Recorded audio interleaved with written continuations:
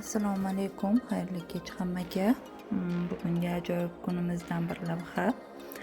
Xo'sh, bugun o'qishga borib keldim. O'qish judayam qiziq ma'lumotlar oldim bugun ham. O'zimga kerak bo'lgan qiziqarli narsalar oldim bitikda.